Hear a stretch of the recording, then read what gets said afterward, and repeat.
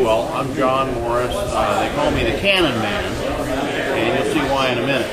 But we're here at the Mansfield, Ohio annual Civil War show, and I'm going to show you some of my stuff that we have out here alternately for display and for sale.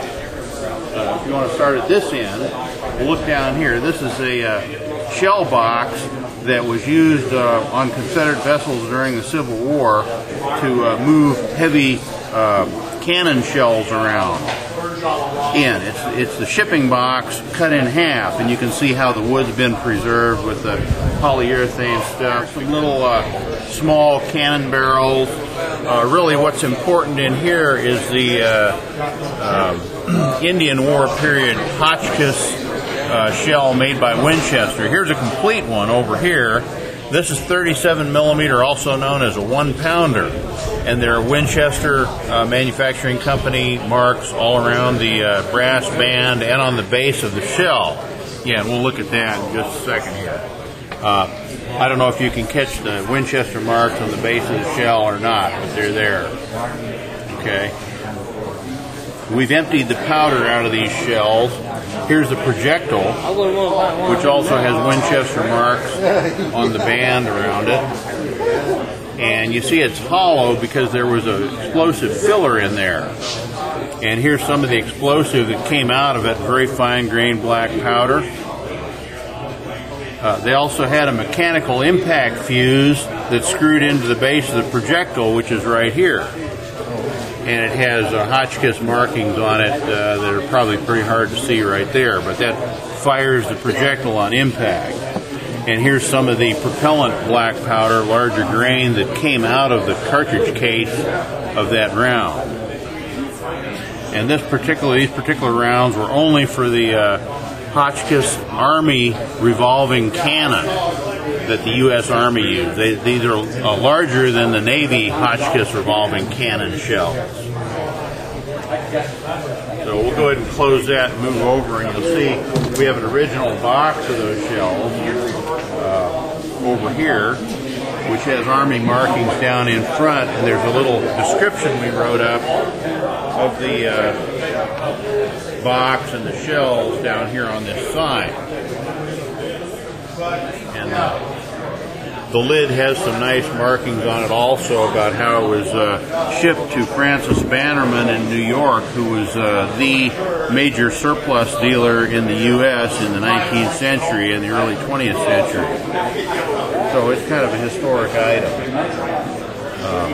This is a museum replica of a very early breech-loading wrought iron cannon with a removable breech. And you'll see how this works. These separate breeches were kept around loaded. They might have 5 or 10 of them for each gun so that you could fire it rapidly. And this, the original design of this dates from probably the 1400s, 15th century. Here we have a 9-pounder cannon. This is a very unusual projectile, which is a sub-caliber projectile for a 12-inch Seacoast mortar. It's unusually long, and they had to make it long like that to match the trajectory of that weapon. Go over here, and we have a couple of limber chests for the 12-pounder U.S. mountain howitzer, model 1835. And they hold, I think each one holds 8 rounds of explosive shell type ammunition. Get the original dividers in there. Then we have some small model cannons, a couple of which are antique and some are modern. This one is very modern right here. This is a Spanish copy, probably only about 15 years old.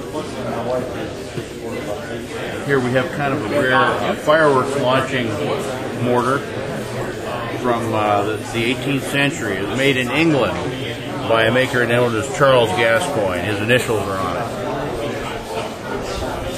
And we have a little salute cannon made by a machinist probably during World War II. Put a lot of work into this. The breech loading takes a 12-gauge or a 10-gauge blank cartridge. It has a very intricate mechanism that works like this. It's based on a Springfield rifle bolt. Bang.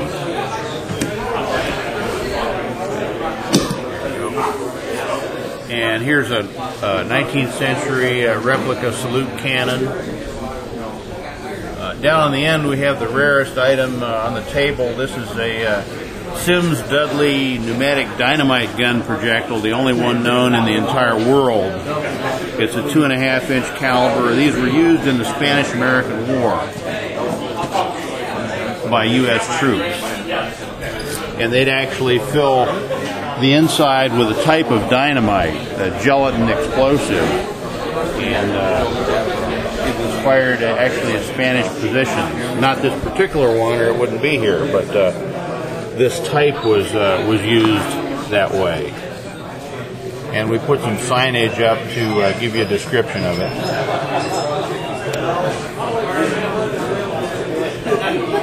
There you go. And the largest item I have is out on the display floor is a French cannon. This is an 8-pounder field gun hauled by horses. It was on a 2-wheeled wooden carriage. It's 6 feet long. It weighs nearly 1,300 pounds.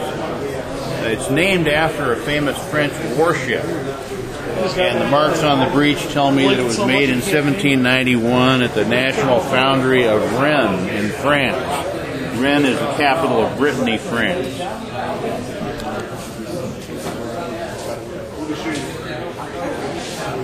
This particular piece is registry number 7. Again, it was made in 1791 and named after a famous French ship.